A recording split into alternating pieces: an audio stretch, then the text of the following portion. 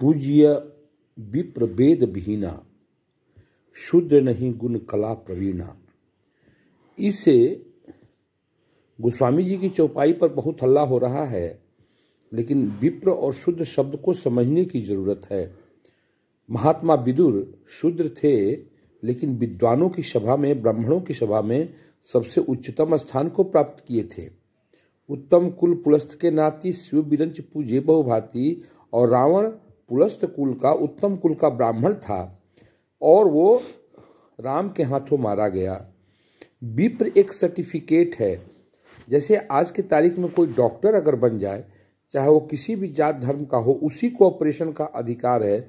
उसी तरह से उस समय एक विप्र संस्कार का नाम था, जिसने वेद पाठ कर लिया, जिसने संस्कार को पाया, जिसने संयमित जीवन जिया, चाहे वो किसी भी जात का हो, किसी भी धर्म का हो, उसकी पूजा होती थी।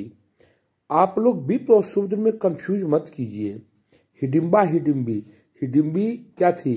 राक्षस कुल की थी, फिर भी उसको भीम ने अपना लिया। विश्वामित्र क्षत्रिय थे, लेकिन वो ब्रह्म ऋषि कहलाए। तो क्षत्रिय से ब्रह्म ऋषि ऐसे हुए? अपने कारनामों से हुए, अपने कार्यों से हुए। इस तरह से अगर कोई किसी भी जात का हो, लेकिन उसका वर्ण बदलता था कब? जब उसके संस्कार बदल जाते थे। महात्मा विदुर पूजे गए, रावण मारा गया, और ताड़का सुबाहु ये सब क्या थे? ये सब के सब विप्र थे। ताड़का सुबाहु ये सब विप्र थे। रावण के भ्राता क्या थे? सब के सब विप्र थे, लेकिन वो मारे गए क्योंकि उन लोगों ने आचरण शूद्रों का बना रखा था। इसलिए इसमें कंफ्यूज होने की जरूरत नहीं है। कोई दूसरी जात का हो और वो वेद पाठी है, संस्कारवान है, तो वो पूज्यमान है।